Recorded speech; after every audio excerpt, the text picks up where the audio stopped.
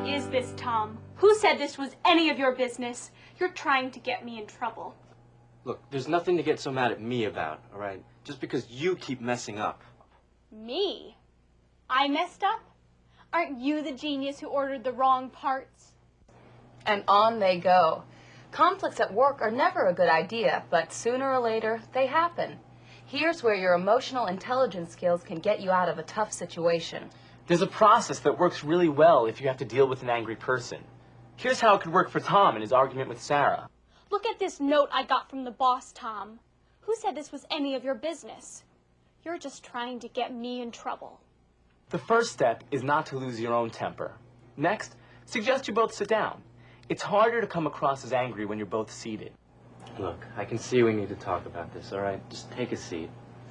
See if you can get the person to speak more slowly. That lowers the temperature. I told you I was going to call Joe before I finished, and you said Whoa, you're talking too fast. I can't get it. Just try and slow down a little, okay?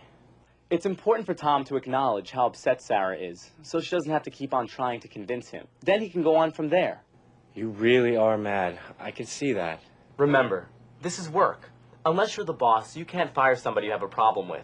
What you two have to do is get along. And if Sarah is still too upset to have a rational discussion, don't try to have one. Create a cooling off time. Look, we have to settle this, but I need some time to think it over.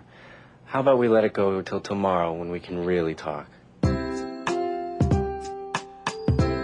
What you're aiming for, of course, is to get both of you calmed down enough to settle whatever it is.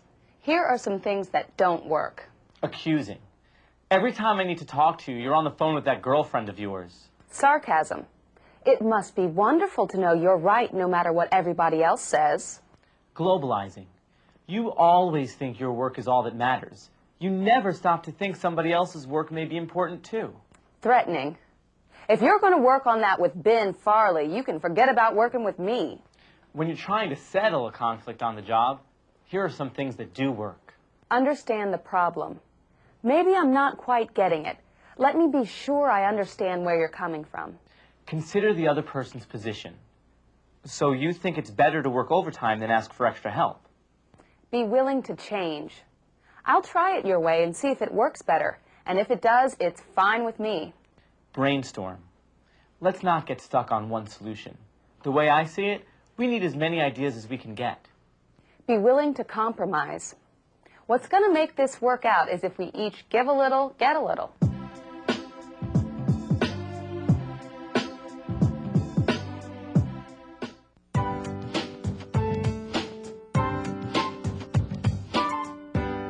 Asking for a raise. It's never easy, but here's where high emotional IQ can really pay off. You'll need to be sensitive to your boss's feelings, to what he expects of you, to understand what's going on in the company that may affect you, to the clues you've picked up about how your work is viewed. Now is the time to put that emotional IQ to work. You bet I'm asking for a raise. I mean, they want me to take care of Jack McElroy's letters and still do Ann Simon's? That's doing 2 jobs and getting paid for 1. Wrong. Sarah's boss will never see it that way. He knows Ann Simons does most of her correspondence now by email. As far as he's concerned, Sarah now has half a job, and working for Jack McElroy will be the other half. She won't get the raise by insisting she's doing 2 jobs, but she will convince her boss she doesn't understand the job she has. Hey, I'm going into Harris's office right now and ask for a raise. I don't know. They say we're having a real bad spring. Did you hear they laid off Joe Samuelson in shipping? Well, sure, I heard. But the way I figure it, when things are bad, better go ask for a raise before anyone else does. Wrong. When things are changing, maybe the business is going through a slump or has a new owner, it's a good time to let the dust settle. You'll just add to the stress by making demands and at the same time demonstrating that you have poor judgment. My review's coming up, and it better have a raise attached to it. I'm letting them know I'm ready to go job hunting if it doesn't. Bad. Threatening is a sure way to make your boss resent you and can easily end not in a raise, but in your unemployment. Are there right ways to ask for a raise? Sure. Think about your boss's needs, about how you think she sees your performance. Focus on what you've accomplished. I'm putting together a list of what I accomplished this year. I know I got the orders out faster and more accurately, and I filled in when Ashley was in the hospital. Now I'm learning that new program accounting wants to use. That should give me some talking points. It probably will. Joni has organized what she wants to say so she won't stammer or leave things out.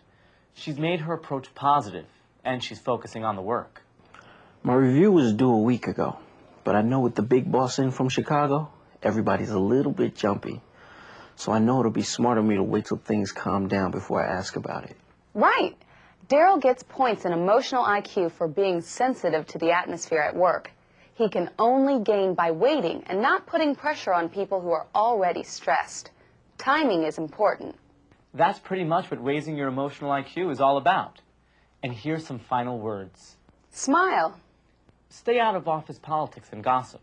Participate on the company softball team, in company picnics. Stay away from negative criticism. That means your coworkers, the boss, the company. Take advice. And think about your own emotional IQ. It matters.